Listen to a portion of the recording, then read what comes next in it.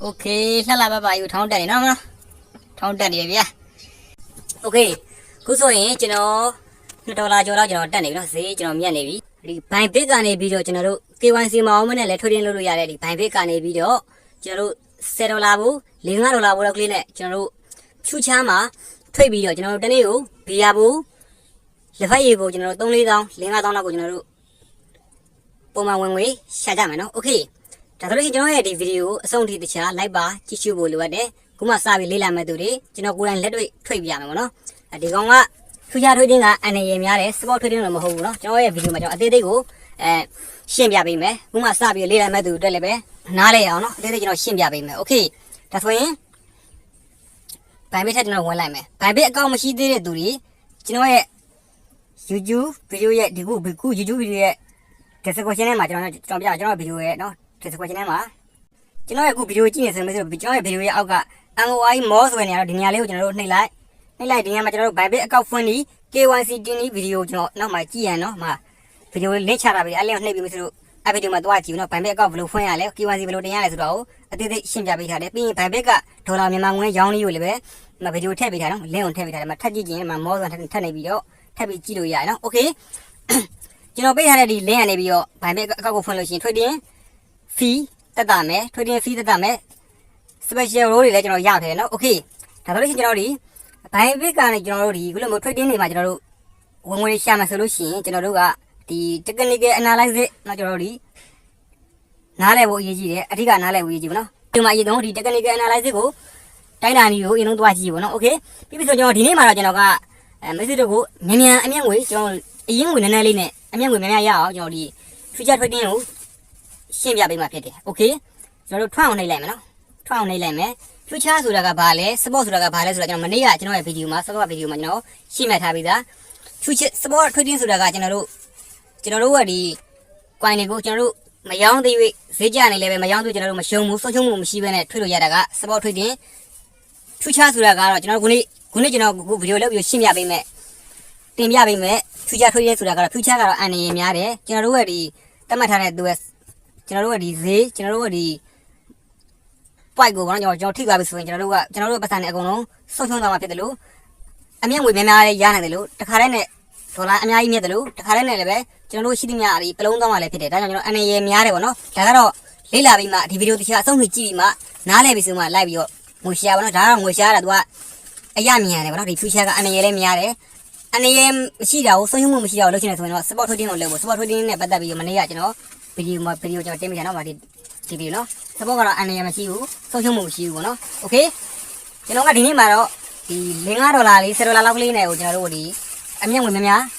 တနေ့ကို3-4တောင်းလောက်ရအောင်အမြင့်ဝင်များရှာလို့ရတဲ့ဒီ future trading ကိုကျွန်တော်ကဒီနေ့ရှင်းပြပေးမှာဖြစ်တယ် future trading training ကိုနော်ရှင်းပြပေးမှာဖြစ်တယ် okay future trading ဖို့ဆိုလို့ရှိရင်ကျွန်တော်တို့ဒီမှာကျွန်တော်တို့ဒီပတ်စံထဲနှိပ်လိုက်ကျွန်တော်တို့ပတ်စံထဲမှာကျွန်တော်တို့ရဲ့ပတ်စံကအဲဒီဖန်လေးထဲမှာရှိဖို့လိုရတယ်ပေါ့နော်ဒီဖန်လေးထဲမှာရှိဖို့လိုရတယ်sport ဒီ trading account ထဲမှာရှိနေတယ်ဆိုလို့ရှိရင်ကျွန်တော်တို့ပတ်စံကိုဒီ funnel ထဲကိုရွှေ့ပေးရမယ်ရွှေ့ဘယ်လိုရွှေ့ရမလဲဆိုတော့ကျွန်တော်တို့ကဒီပတ်စံကဒီ trading account ထဲမှာရှိနေဆိုရင်ကျွန်တော်တို့ trading နှိပ်လိုက် account နှိပ်ပြီးကျွန်တော်တို့ကဒီပတ်စံကို transfer နှိပ်လိုက် transfer နှိပ်ပြီးကျွန်တော်တို့မှာဒီ mass 1နှိပ်ပြီးကျွန်တော်တို့ကဒီအပေါ်ဆုံးကဒီနေရာမှာရွေးနော်ဒီနေရာမှာကျွန်တော်တို့ကဒီ trading လေးကဒေါ်လာကိုဒီ funnel ထဲကိုရွှေ့မယ်နော်အောက်က funnel ထားမယ်ပြီးရင်MX နှိပ်လိုက်ကျွန်တော်တို့ရှိတာအကုန်လုံးဆွဲမယ်နော်ကျွန်တော်ရွှေ့မယ် confirm နှိပ်လိုက်ရင်ကျွန်တော်တို့ရဲ့ server ထဲမှာရှိတဲ့ဒေါ်လာတွေကဖန်နေတဲ့ကိုရောက်သွားမယ်โอเคเนาะကျွန်တော်မနေ့ကထွိတ်ထားတယ်ဒီမှာ trading account ထဲမှာကျွန်တော်မနေ့က BTC ကိုထွိတ်ထားတယ်ကျွန်တော်ကိုဆိုရင်$6နဲ့16ပေါ့နော်ကျွန်တော်16မြတ်နေပြီเนาะမနေ့ကကျွန်တော် video မနေ့ကတင်ပေးထားတဲ့ video မှာကျွန်တော်ဒီ support trading ရနေပြီးတော့ BTC ကျွန်တော်20ကိုမနေ့က video မှာကျွန်တော်တင်ပေးထားတယ်ကျွန်တော်မြတ်နေတယ်ပေါ့နော်ကျွန်တော်ဝယ်ထားတဲ့ဟာကိုဈေးကတက်နေတယ်မြတ်နေတယ်ပေါ့နော်โอเคမြတ်တယ်ဆိုပေမဲ့ကျွန်တော်ဒီ support မှာကကျွန်တော်တို့ဆုံးရှုံးမှုလည်းမရှိဘူးဒါမှကျွန်တော်တို့အရင်ဝင်နေတော့အမြင့်ဝင်နေတယ်ဗောနော်ဒါကြောင့်ကျွန်တော်အမြင့်ဝင်တော့နေတယ်စပေါ်မှာထွိတ်မယ်ဆိုလို့ရှိရင်ဆုံးရှုံးမှုမရှိဘဲနဲ့စပေါ်မှာငွေရှာမယ်ဆိုလို့ရှိရင်ကျွန်တော်တို့ဒီကိုမှဒေါ်လာ$500 $1000လောက်ရှိမှကျွန်တော်အဲ့လောက်ဆိုရင်တော့ကျွန်တော်တို့ဒီအမြင့်ဝင်တိတိတာဗောနော်ကျွန်တော်တို့ရတယ်ဗောနော်မြတ်တယ်ကျွန်တော်တို့ဒီတနေ့ကို$80 $100 $200လောက်เนาะကျွန်တော်တို့ရှာလို့ရတယ်အရင်ဝင်များအမြင့်ဝင်များရှာလို့ရပါတော့ဒါကတော့စပေါ်ကဆုံးရှုံးမှုမရှိတဲ့ကိုသူကအမြင့်ငွေနဲတယ်ဗောနော်ကျွန်တော်တို့ကခုနေ့မှာအမြင့်ငွေအရင်ငွေနဲနဲလေးနဲ့အမြင့်ငွေများများရှာလို့ရတဲ့ဒီအနေရလေးများတဲ့ဒီ ဖြူရှားမှာငွေရှာနေကျွန်တော်ဒီနေ့ဗီဒီယိုမှာကျွန်တော်အသေးသေးရှင်းပြပေးမယ်နော်โอเคဖြူရှားမှာငွေရှာမယ်အဲ့တော့ကျွန်တော်တို့ဒီအရင်ဆုံးကျွန်တော်တို့ရဲ့ဒီဖြူရှားမှာငွေထွေတင်လို့ဖို့တက်ကိုထိတ်ဖို့တက်ကိုကျွန်တော်တို့ပတ်စံအိတ်ထဲမှာဒီဖန်ရဲ့အကောင့်ထဲမှာကျွန်တော်တို့ဒေါ်လာကရှိထားဖို့လိုတယ်ကျွန်တော်ခုဖိတ်ပြဖို့ကိုမိတ်ဆွေတို့ဒီကျွန်တော်ရဲ့ဖန်ထဲမှာကျွန်တော်ဘယ်ဒေါ်လာရှိတယ်ကျွန်တော်9ဒေါ်လာရှိနော်9ဒေါ်လာရှိတယ်โอเคကျွန်တော်ခုလက်တွေ့ဖိတ်ပြမယ်โอเคဖိတ်မယ်ဆိုတော့ကျွန်တော်တို့ဒီအရင်ဆုံးကျွန်တော်တို့ဖိတ်မဲ့ပဲကိုရွေးရမှာနော်ကျွန်တော်ကဒီမှာဖိတ်ကိုနေရမယ်ဖိတ်ကိုနေပြီးတော့ကျွန်တော်တို့ဒီအပေါ်သုံးမှာနော်ဒီ support မဟုတ်ဘဲနဲ့ကျွန်တော်တို့နော်မှာ future နော် SUTURES future ရွေးလိုက်မယ်နော် future ရွေးလိုက်မှာဒါ future ကိုဖိတ်မှာနော် future ရွေးလိုက်မယ် future ကတော့ကျွန်တော်ပြောတဲ့အတိုင်းအနေရများတယ်နော်ဒါကကိုဗီဒီယိုနားလဲအောင်ချက်ကြည့်ဒီဗီဒီယိုဆုံးအောင်ကြည့်ပြီးတော့လေ့လာပြီးမှကျွမ်းကျင်ပြီးမှဆိုကိုလိုက်လို့ပေါ့နော်โอเคကျွန်တော်ကရှားပြမယ်โอเคပြီးကြဒီနေရာမှာကျွန်တော်တို့ဖိတ်မဲ့ပဲကိုရွေးမှာကျွန်တော်ကဒီမှာဒီနေရာမှာနော်ဒီနေရာမှာကျွန်တော်တို့နှိပ်လိုက်မယ်ကျွန်တော်ကဘာနဲ့ထွေးမှာဆိုကျွန်တော်က BTC နဲ့ပဲထွေးမှာ BTC ကအတက်ကြမ်းတဲ့တော့ကိုကျွန်တော်တို့ကထူးခြားထွေးမယ်ဆိုလို့ရှိရင်အတက်ကြမ်းတဲ့ကောင်ထွေးပေါ့နော်ကျွန်တော်မြန်မြန်လေးနဲ့ပတ်စံရအောင်ထွေးမယ်โอเค USD BTC USD ကျွန်တော်ရွေးလိုက်နော်မှာကျွန်တော်ရွေးမဲ့ပဲက BTC USD โอเคရွေးပြီးဆိုကျွန်တော်မှာကျွန်တော်မနေ့ကတင်ပေးခဲ့တဲ့ technical analysis နဲ့ကျွန်တော်တို့ဒီမှာဇုံလေးတွေကျွန်တော်တို့အရင်ဆုံးကျွန်တော်တို့တိုင်းဆွဲမယ်နော်ကျွန်တော်ဆွဲမယ်โอเคဒါက technical analysis ကိုနားမလည်သေးဘူးဆိုရင်မနေ့ကကျွန်တော်ဗီဒီယိုမှာကျွန်တော်တင်ပေးထားတယ်ဒီဇုံလေးတို့ကျွန်တော်အရင်ဆုံးဒီ technical analysis ကတော့ဒီမှာနော်ခဲနိုင်နော်ခဲနေပြီကျွန်တော်တို့ခဲနေပြီရောဒီမှာနော်အတန်းလေးဆွဲပြီးကျွန်တော်တို့ဇုံလေးတွေရွေးပြီးတော့ကျွန်တော်တို့တိုင်းလိုက်မယ်โอเคမနေ့ကဗီဒီယိုမှာ technical analysis ကိုကျွန်တော်တို့တိုင်းတာနေကျွန်တော်ရှင်းပြထားပေးသားမလို့ဒီဗီဒီယိုမှာကျွန်တော်မရှင်းပြတော့ဘူးခုကျွန်တော်လိုက်ပြီးတော့ကျွန်တော်ဒီ technical analysis ကိုကျွန်တော်လိုက်ပြီးတော့ဇာတ်လေးချလိုက်ပါနော်ကျွန်တော်တိုင်းလိုက်အောင်မယ်နော်ခဏလေးဗီဒီယိုရက်လိုက်မယ်โอเค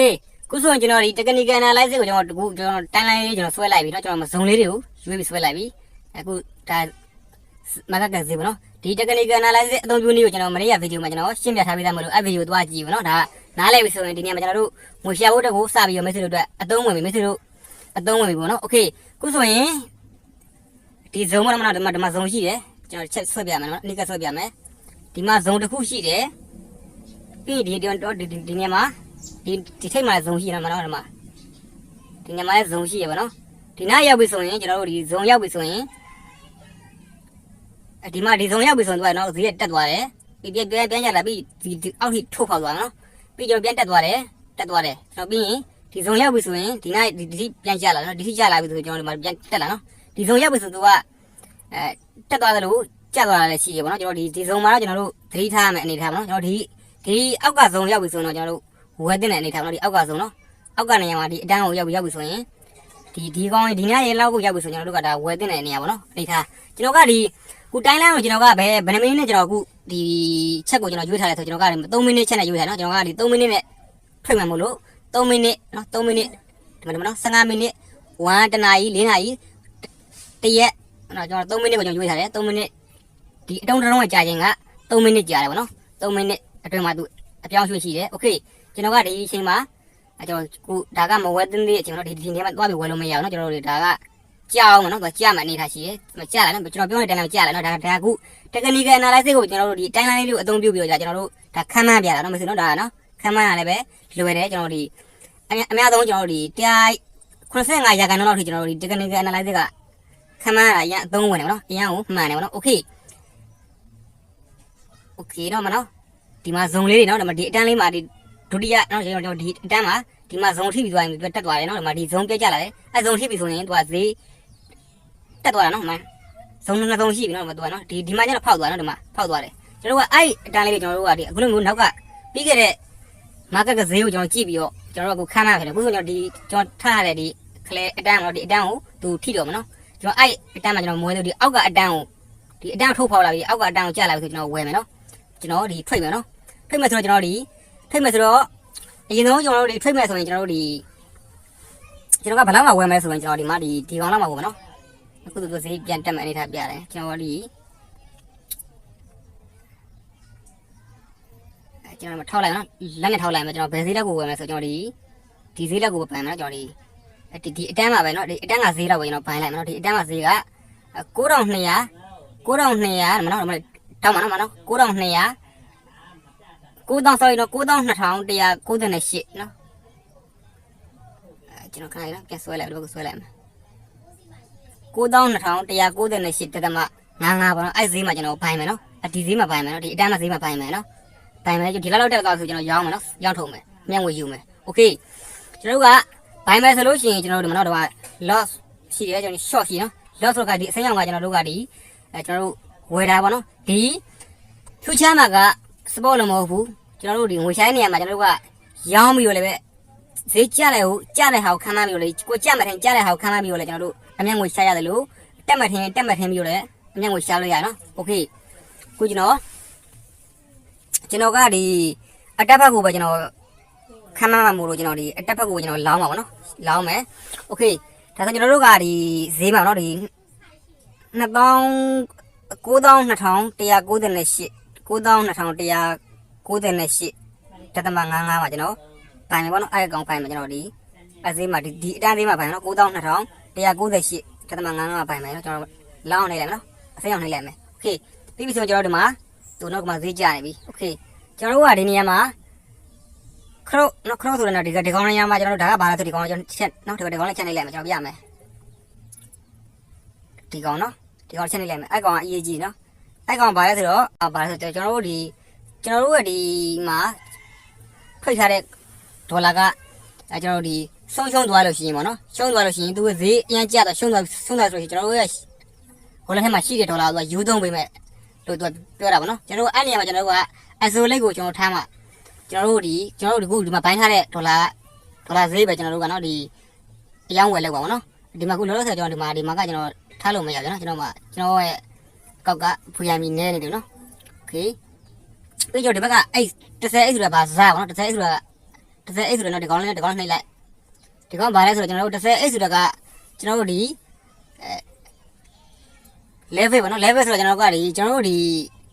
ကဒီမှာရှိတာကျွန်တော်တို့ငွေအထက်ကိုကျွန်တော်တို့ကတိုင်ပိတ်မှာကျွန်တော်တို့ကငွေချေးတာပေါ့နော်ချေးပြီးကျွန်တော်တို့ကသုံးတာများပိုချေးသုံးလို့ရှိရင်ကျွန်တော်တို့ဒီဘက်မှာရွှေ့လေကျွန်တော်တို့ကနော်ဒီဘက်ကိုရွှေ့လေကျွန်တော်တို့ဆုံးနိုင်ခြင်းများလေရင်းများလေပဲကျွန်တော်တို့ဒါကြောင့်ကျွန်တော်တို့ကဒီမှာဇာတ်ကိုကျွန်တော်တို့ကဘယ်လောက်ဝယ်ထားမှာဆိုတော့ဒီဘက်ကိုရောက်လေကျွန်တော်တို့ချေးရငွေရနဲလေပေါ့နော်ကျွန်တော်တို့ချေးရငွေနဲတဲ့ကိုကျွန်တော်တို့ဆုံးနိုင်ကြီးနဲလေပေါ့နော်ကျွန်တော်တို့ကဒါကြောင့်ကျွန်တော်တို့ကဒီမှာဒီဘက်ကိုအရင်မထားနဲ့ပေါ့နော်ကျွန်တော်ကဒီမှာဘယ်လောက်ထားမှာကျွန်တော်ဒီ25လောက်ပဲကျွန်တော်ထားမယ်နော်25လောက်ကလေးပဲထားမယ်ပြီးအဲ့လောက်အကောင်လုံးကျွန်တော်စိတ်နေလိုက်မယ်ပြီးအမှန်ကြည့်ပေးလိုက်ပြီး okay နေလိုက်မယ်အဲကျွန်တော်25လောက်ပဲထားမယ် level ကို25လောက်ပဲထားမယ်ပြီးကျွန်တော်ဒီမှာ limit နော်ကျွန်တော်က limit နဲ့ပဲထားမယ် limit နဲ့ကိုဈေးတက်မှမှာမလို့ limit နဲ့ပဲကျွန်တော်ထားမယ်နော်92,180လား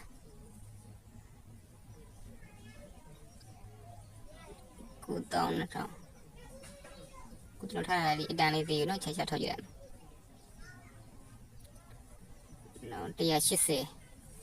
အဲ့လောက်မှကျွန်တော်ပိုင်မှာနော်ကျွန်တော်ပိုင်မယ်ဆိုတော့ကျွန်တော်ဒီ92,189နော်ကျွန်တော်အဲ့လောက်မှပိုင်မယ်အဲ့လောက်ကိုကျွန်တော် order ဖွင့်လိုက်မယ်နော်ဒီမှာရိုက်လိုက်မယ်92,189နဲ့ပေါ့နော်189လောက်မှကျွန်တော်ဝယ်မယ်ပေါ့နော်ကျွန်တော်ဝယ်မယ်ထိတ်မယ်နော်ဝယ်မယ်ဒီအတန်းမှာဒီအပြောင်းတန်းလေးမှာဒီအတန်းဈေးရောက်မှကျွန်တော်ဝယ်မှာနော်ကိုမဝယ်သေးဘူးနော်အဲ့လောက်မှကျွန်တော်ဝယ်မယ်ပြီး okay တော့မှကျွန်တော်တော့ isolate နော်ဒီညမှာ isolate ထားမှာကျွန်တော်တော့နှိပ်လိုက်အဲ့ကျွန်တော်တို့ဒီဘက်ကိုရွှေ့ပြီးကျွန်တော် isolate ဆိုတာ isolate margin ဆိုတာထားပြီးကျွန်တော်တို့နော်ဒီမှာ confirm နေလိုက်ရင်ကျွန်တော်တို့ဒီမှာ isolate ထားလိုက်နော်အဓိကဒီကောင်ထားနော်ဒီကောင်ထားကျွန်တော်တို့ထွတ်တဲ့ငွေပဲသူကအသုံးပြုပြီးပါနော် okay ကျွန်တော်ဒီနေရာမှာကျွန်တော်တို့ကဒီထူးခြားထိတ်မှာဆိုလို့ရှိရင်ကျွန်တော်တို့ကဒီfunding တဲ့ဒေါ်လာကိုကျွန်တော်ဒီ support တွေကိုရွှေ့ရမှာနော် support တွေကိုရွှေ့မှာရနော်ကျွန်တော် support တွေကိုရွှေ့လာလိုက်ပြီနော်ကျွန်တော်ရွှေ့ထားလိုက်ပြီသူ support ဒီ trading account ထဲကိုရွှေ့ထားမှာနော် trading account ထဲမှာရှိမှကျွန်တော်တို့ကထွက်လို့ရမှာနော် trading account ကျွန်တော်ရွှေ့ထားပြီးရင်ကျွန်တော်မှထွက်အောင်နေလိုက်မယ်ဒါဆိုကျွန်တော်အတန်းလေးဆွဲရအောင်နော်အတန်းလေးကျွန်တော်ဆွဲလိုက်ပြီ okay အတန်းလေးဆွဲလိုက်ပြီဒီမှာနော်ဒီအတန်းလေးဆွဲကျွန်တော်မှရှိတဲ့ဒေါ်လာပေါ့နော်ဒေါ်လာကကျွန်တော်မှရှိတဲ့ကဒေါ်လာ$9ပဲရှိတယ်ဒါမှကျွန်တော်မှ$184နဲ့ကြော်ကျွန်တော်ထွက်နေပါနော်ဒါပေမဲ့ထွက်နေကျွန်တော်ဒီညမှာကျွန်တော်က level ကျွန်တော်ဒီနော်ဒီဇာတ်ကိုကျွန်တော်25ဇာတ်နဲ့ကျွန်တော်ချီးထားတယ်ပေါ့နော်အဲ့မှာကျွန်တော်အဲ့နှုံးနဲ့ကျွန်တော်ထွက်မယ်ပေါ့နော်ထွက်မယ် okay အခုကျွန်တော်မနော်ဒီမှာဈေးကကွာသေးတယ်ပေါ့နော်ကျွန်တော်ကဒီခုဒီမှာဈေးကွာနေသေးတယ်ကျွန်တော်ကဒီချိန်မှာကျွန်တော်ကျိုးပြီးတော့ order ကိုဖွင့်ထားပါနော် okay နောက်ကူးတော့နောက်တစ်ခုကူးသွားပြီ okay ခဏလေးနော်ကျွန်တော်ဒီမှာ လောင်းလိုက်မယ်နော်တေးကြပြီနော်မှာ isolate နော် isolate ထားရတယ် limit နော်ကျွန်တော်သတ်မှတ်ထားတဲ့ဈေးက92,100နဲ့189နော်အဲ့ဈေးမှာကျွန်တော်ဘိုင်မှာကျွန်တော်လောင်းနော်လောင်းအောင်ကျွန်တော်နှိပ်လိုက်မယ်ပြီးကျွန်တော်တို့ဒီမှာရေးပေးပြီး confirm နှိပ်လိုက်မယ်ဒါဆိုကျွန်တော်တို့ဒီမှာ order ဖွင့်ထားပြီနော်ကျွန်တော်တို့ဒီမှာ order ပွင့်သွားပြီကျွန်တော်ဒါခုစပြီးတော့ကျွန်တော်တို့ဒီထိတ်ယူနော်ထိတ်မဲ့အချိန်မှာကျွန်တော်ဝယ်ထားတဲ့ဈေးကကျွန်တော်ဒီမှာတော့ဖြောင်းနိုင်လေကျွန်တော်ဒီမှာချက်ကိုနှိပ်လိုက်မယ်ချက်ကိုနှိပ်လိုက်မှာအနိကမြင်ရတယ်ကျွန်တော်ဝယ်ထားတဲ့ဈေးကဒီ92,189မှာကျွန်တော်ဝယ်ထားတယ်နော်အဲ့ဒီဈေးရောက်မှကျွန်တော်ကဝယ်မှာနော်ခုကသူကဒီဈေးရောက်နေကျွန်တော်ဝယ်တဲ့ဈေးတွေနဲ့ကွာနေတယ်ပေါ့နော်ကွာနေတဲ့တော့ကျွန်တော်ဒီတော်တော်ဝင်းနေတယ်နော်ဝင်းနေတဲ့တော့ကိုကျွန်တော်ဒီခဏလေးစောင့်ပါနော်ကျွန်တော်ဝယ်ထားတဲ့ဈေးဘိုင်မှကျွန်တော်ကဒီတက်သွားပြီဆိုကျွန်တော်မြင်မှာနော်ကျွန်တော်ခွာထားတယ်ပြီးပြီကျွန်တော်တို့ဒီမှာထွန်းအောင်ပြန်လိုက်တယ်နော်ဒီမှာထွန်းအောင်နှိပ်ပြီးကျွန်တော်တို့ကဒီညမှာအပေါ်ဆွဲတင်လိုက်ဆွဲတင်ပြီးကျွန်တော်တို့ဘာလုပ်ပြရကျွန်တော်တို့ကဒီညမှာချက်ဝင်နော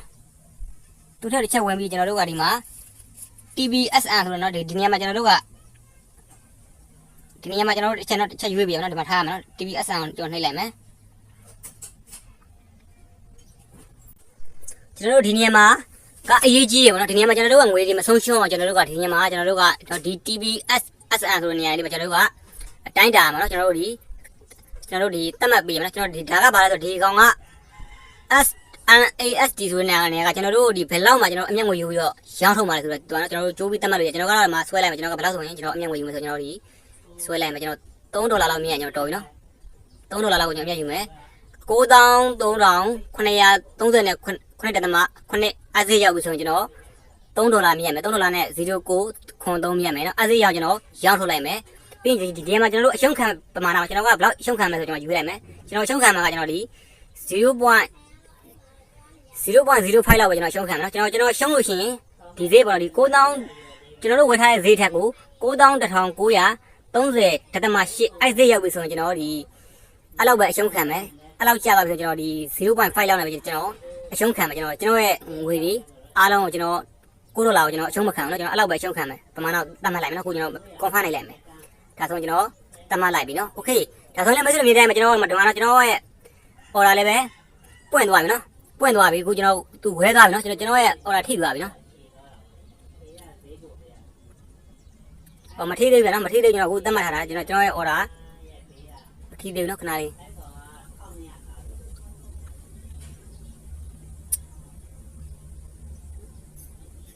โอเค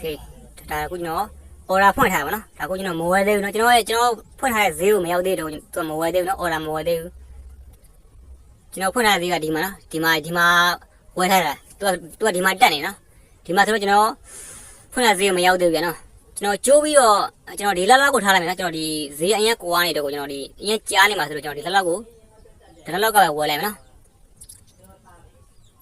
်ကျွန်တော်ပြန်မယ်ချက်ကိုနှိပ်လိုက်မယ်အခုဆိုဈေးထောင်းတက်တော့ရနော်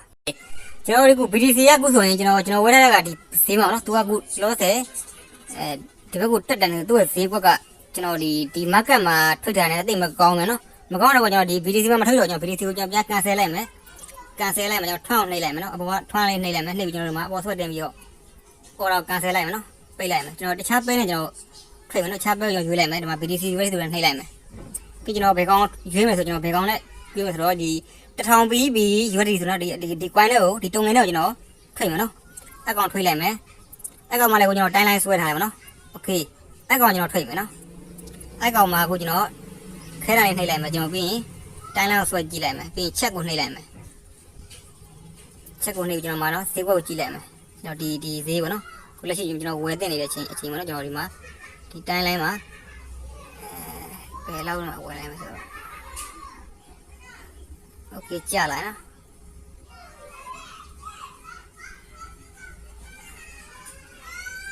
အခုကြာလာတယ်ကျွန်တော်ဒီလောက်မှာကျွန်တော်ဘိုင်းလိုက်မယ်0.01.8 နော်အဲ့လောက်မှာကျွန်တော်ဘိုင်းလိုက်မယ်0.0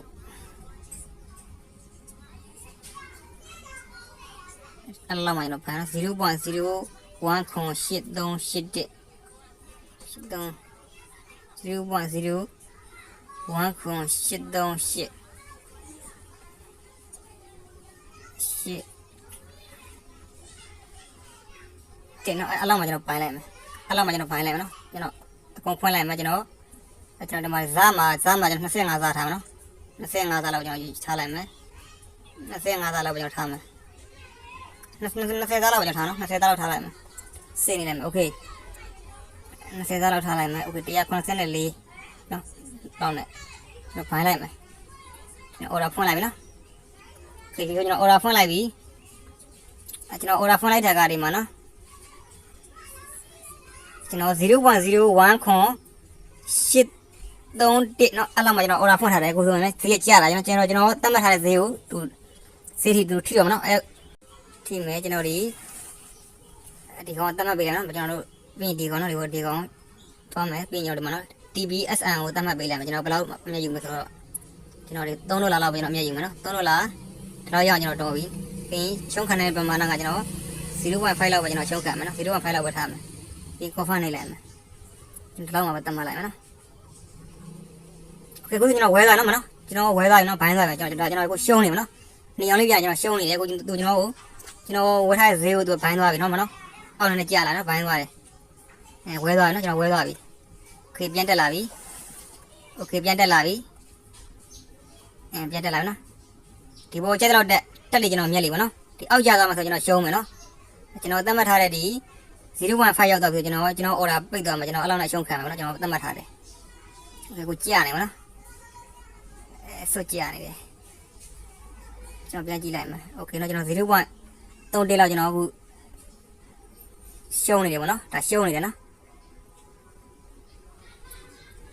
ရှိခုလိုမျိုးလေးအနှုတ်ကလေးပြနေလို့ရှိရင်ဒါကျွန်တော်တို့ရှုံးနေနော်ဒီနေ့မှာကျွန်တော်တို့စိမ့်နေပြီဆိုကျွန်တော်တို့မြက်နေတယ်ပေါ့နော်ဒါကိုကျွန်တော်ရှုံးနေတယ်ကျွန်တော်ဝယ်ထားတဲ့ဈေးထက်ကိုနည်းနည်းကြာနေတော့ကိုဒါကျွန်တော်ရှုံးနေတယ်ပေါ့နော်0.2 m အဲ့ဒီသေးမှာနော်ကိုကျွန်တော်ထိတ်ထားတယ်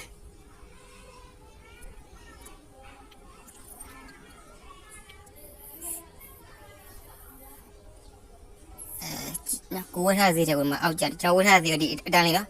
ကိုအောက်ကျရာကျွန်တော်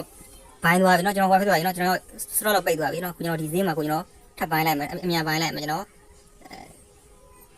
ဒီမဲ့ကိုမကတ်ထားပြီကိုရန်ကျတဲ့ဈေးမှာကျွန်တော်တို့ချင်းတက်မြေကျွန်တော်ပိုင်းလိုက်မယ်ပိုင်းလိုက်နော်ကိုဈေးတိုင်းတန်းပိုင်းလိုက်ပြီကိုဈေးတိုင်းကျွန်တော်တန်းပိုင်းလိုက်ပြီTBSN ကျွန်တော်ကမြငွေယူရဟာကျွန်တော်ထားလိုက်မယ်ရှုံးကိုကျွန်တော် 0.5 လောက်ပဲထပ်ရှုံးခံမယ် 0.5 လောက်ပဲကျွန်တော်ရှုံးခံမယ်နော်โอเคနောက်မှကျွန်တော်ဝယ်ထားရနော်မှပြန်တက်လာပြီဒါကျွန်တော်မြင်နေပြီနော်ပြန်ကျသွားပြန်ပြီကိုဝယ်သေးတော့ကြာနေပြီနော်တော်တော်ဆိုးတဲ့သေးတော်ကြာနေမှာ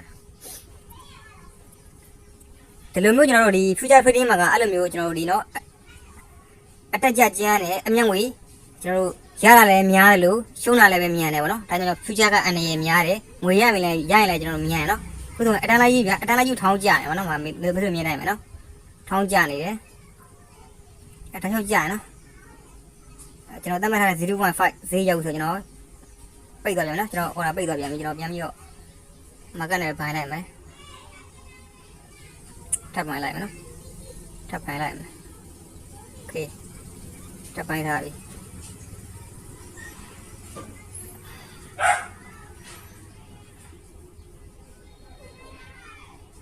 ကျွန်တော်$3နဲ့1လောက်ပဲကျွန်တော်မြတ်ယူမယ်နော်ကျွန်တော်ပိုးမယူဘူးကျွန်တော်5လောက်ပဲရှုံးခံမယ်ဒီကုသိုလ်ကျွန်တော်မြတ်ယူနော်ဟိုမှာကုသိုလ်ကျွန်တော်ဒီမှာနော်အစိမ်းရောင်လေးနဲ့ကျွန်တော်မြတ်နေကျွန်တော်က market မှာထားရတာကျွန်တော်တော့မှာ market မှာရှင်းပေါက်သေးတယ်ကျွန်တော်ဖမ်းဝင်နော်ကုသိုလ်ကျွန်တော် 0.7 ခွန်ကျွန်တော်မြတ်နေနော်14နော်မှာဒါအစိမ်းရောင်လေးပြတယ်ဒါကျွန်တော်မြတ်နေတယ်ဗောနော်ချက်ကိုနှိပ်ပြီးကျွန်တော်ကြည့်လို့ရတယ်ဒီမှာကျွန်တော်ဝယ်ထားတဲ့ဈေးကဒီအတန်းလေးနော်အတန်းလေးထက်အပေါ်လေးကိုသူတက်နေပြီနော်တက်နေကျွန်တော်မြတ်နေပြီချက်တော့တက်သွားလေကျွန်တော်တို့ကမမြတ်မြတ်လေးဗောနော်โอเคကိုကျွန်တော်ပိုင်းထားပြီโอเคမမြတ်ပြီဆိုတာနဲ့ကျွန်တော် order ပိတ်ဖို့အမြတ်ငွေဘယ်လောက်အမြတ်မှာကျွန်တော်ရက်မလဲဆိုတော့ကျွန်တော်ဗီဒီယိုဆက်ပြီးတော့ ဆက်ပြီးတင်မယ်နော်ကျွန်တော်ခုခဏလေးကျွန်တော်အမြတ်ကိုစောင်းနေဗီဒီယိုလေးခဏလေးရက်လိုက်မယ်โอเคခုဆိုကျွန်တော်$1နဲ့19မြတ်နေပြီနော်ခုဆိုကျွန်တော်မြတ်နေ$1နဲ့21မြတ်နေပြီကျွန်တော်တို့ကျွန်တော်မနော်ချက်ကိုပြန်ကြည့်ရမယ်ကျွန်တော်ဝယ်ထားတဲ့ဈေးကဒီဈေးမှာနော်ခုအတန်းကဒီတက်သွားတော့ကိုဈေးကဒီတက်သွားတော့ကိုကျွန်တော်$1ကျော်ကျွန်တော်မြတ်နေပြီနော်ဟိုမှာကျွန်တော်ဝယ်ထားတာဒီအတန်းလေးမှာနော်ဒီအစိမ်းအောင်တန်းရဲ့ကျွန်တော်ဝယ်ထားတဲ့အတန်းခုဒီတက်နေတော့ကိုကျွန်တော်$1ကျော်ကျွန်တော်မြတ်နေပြီနော်$1ဆို$1ကျော်ဆိုမြန်မာငွေဆိုကျွန်တော်တို့ဒီ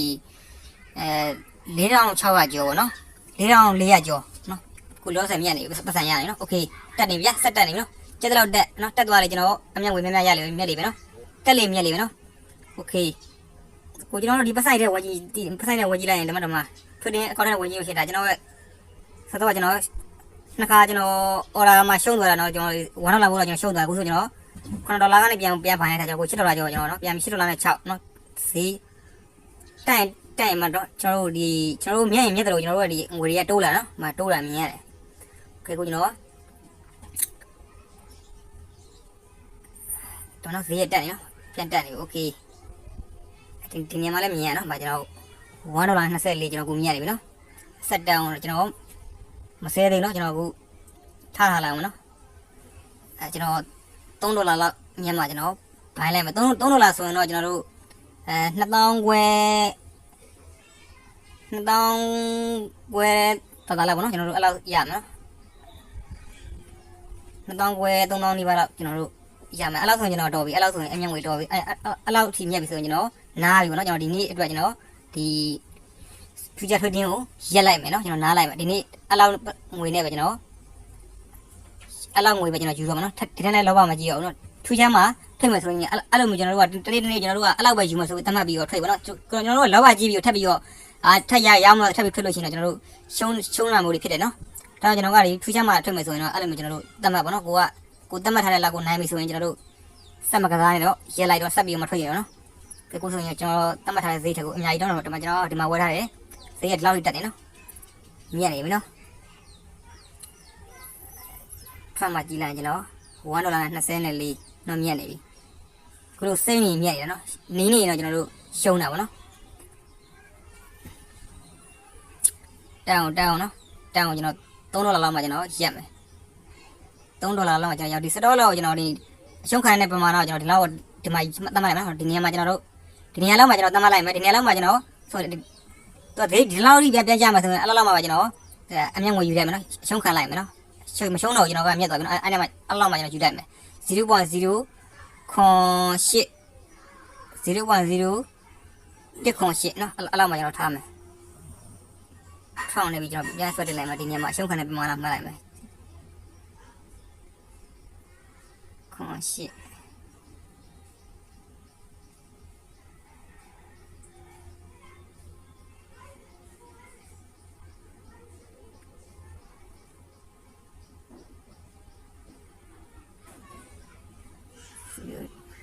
ခွန်8နော်โอเคအဲ့လောက်မှကျွန်တော်ထားမယ်နော်အဲ့လောက်ဆိုကျွန်တော်0.9နဲ့ကျွန်တော်မြတ်ပြီးတော့အမြတ်နဲ့ပဲကျွန်တော်ပိတ်သွားမယ်နော်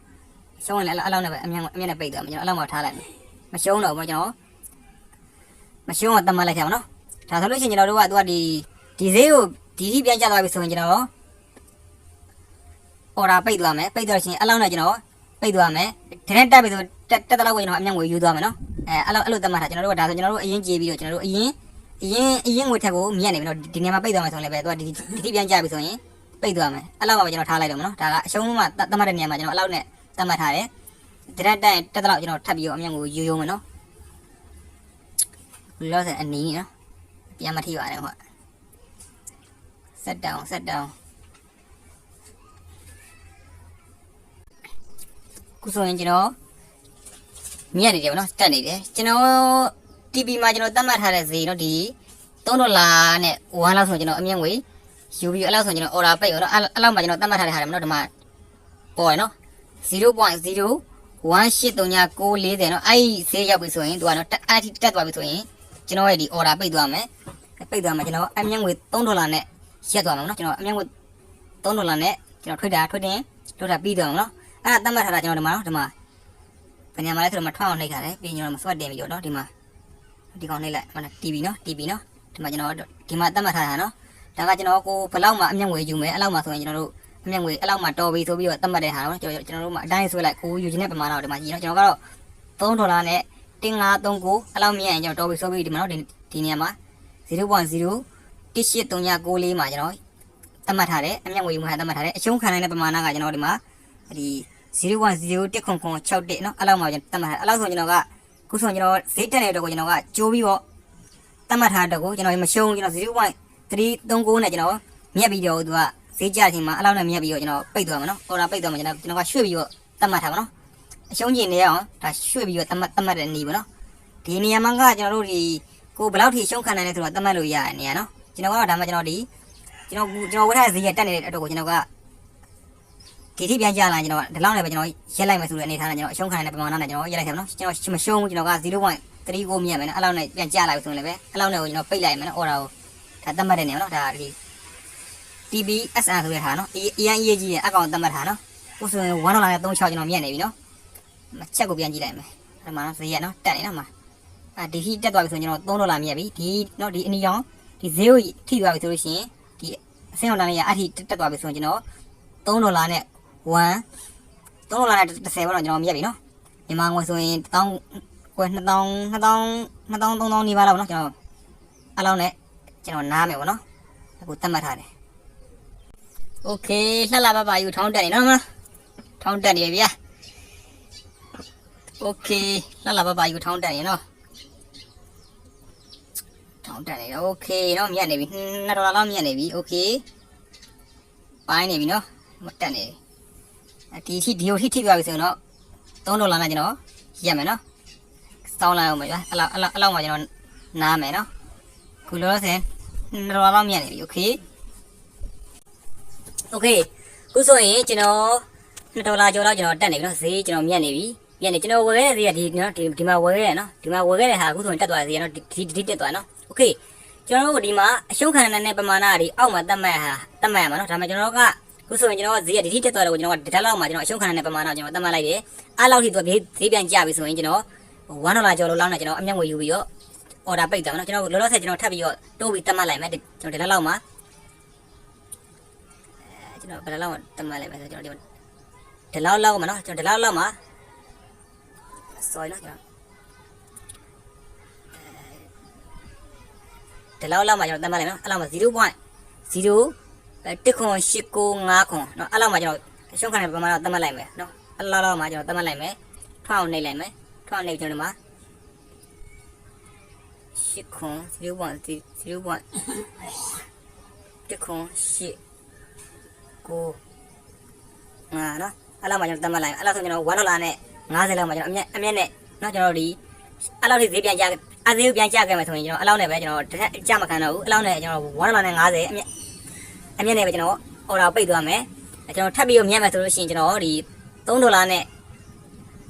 15အဲ့လောက်မှာအမြတ်ယူပြီးပိတ်သွားမယ်နော်โอเคဒါကျွန်တော်တို့ရှုံးရမရှိတော့ကျွန်တော်တို့အတွက်မြတ်နေပြီနော်ခုကြမှာလားတက်မှာလားကြတက်ကျွန်တော်တို့ကခုအမြတ်ယူထားပြီโอเคဒီထိတက်သွားမယ်ဆိုရင်ခုဒီဈေးရောက်သွားပြီဆိုရင်ကျွန်တော်$3နဲ့15မြတ်မယ်ဒီအတန်းလေးကိုပြန်ကျလာပြီဆိုရင်ကျွန်တော်$1နဲ့50နဲ့အမြတ်ငွေနဲ့ကိုအော်ဒါပိတ်သွားမယ်နော်ဒါဆိုကျွန်တော်တို့နှစ်ဖက်နှစ်လမ်းကိုကျွန်တော်တို့အမြတ်ငွေဖမ်းပြီးတော့ယူနီကိုဒါကျွန်တော်မေးလို့ဒါမျှဝေပေးရမယ်နော်ဗီဒီယိုနားမယ်ဆိုဗီဒီယိုတခြားပြန်ပြီးကြည့်နော်ပြန်ကြည့်ရင်မေးလို့သဘောပေါက်လိမ့်မယ်နော်ဒါဆိုကျွန်တော်တို့ရှုံးရမရှိတော့ဘူးကျွန်တော်တို့အတွက်အမြတ်ပဲရှိတော့တယ်ကျွန်တော်တို့ဝယ်ခဲ့တာဒီမှာဝယ်ခဲ့တယ်နော်ကျွန်တော်ကအရှုံးသတ်မှတ်တဲ့နေရာမှာကျွန်တော်ဒီလောက်ပဲသတ်မှတ်တယ်ဒီလေးဒီသူပြန်ကြပြီဆိုရင်ကျွန်တော်$1နဲ့50နဲ့ကျွန်တော်အမြတ်ငွေနဲ့ကိုအရှုံးခံပြီးတော့ပိတ်လိုက်မယ်နော်အမြတ်ငွေအားစိတ်ကြသွားပြီဆိုရင်အော်ဒါပိတ်သွားမယ်ပိတ်သွားကျွန်တော်က$1နဲ့50နဲ့ကိုပိတ်သွားမယ်ဒီကြီးတက်သွားမယ်ဆိုရင်လည်းကျွန်တော်$3ကျော်မြောက်မှာ$3နဲ့15မြောက်မယ်ဒီကိုပြန်ကြလာမယ်ဆိုရင်ဒီညာကိုဒီ 0.0.1.895အောက်ပြန်ကြလာမယ်ဆိုရင်ကျွန်တော်$1နဲ့50နဲ့အမြတ်ငွေနဲ့ကိုကျွန်တော်အော်ဒါပိတ်သွားမယ်နော်โอเคဒါအမြန်လေးပေါ့နော်โอเคဗျာနောက်တစ်တိုင်းကူးသွားပြီနော်3မိနစ်တိုင်းဖရမ်ဆိုတော့ပြန်ကြမှာလားကြပြီဖြစ်ရင်တော့ကျွန်တော်$1နဲ့50နဲ့ပဲဒီနေရာမှာကျွန်တော်ပိတ်သွားမယ်နော်$1နဲ့50နဲ့ပဲကျွန်တော်အမြတ်ငွေယူပြီးပိတ်သွားမယ်ဆက်တက်မယ်ဆိုရင်ဒီရောက်မယ်ဆိုရင်တော့$3နဲ့ကျွန်တော်အမြတ်ငွေနဲ့ပိတ်မယ်နော်โอเคအခုလောဆယ်ပြန်ကြဘက်ကိုပြန်လာရနော်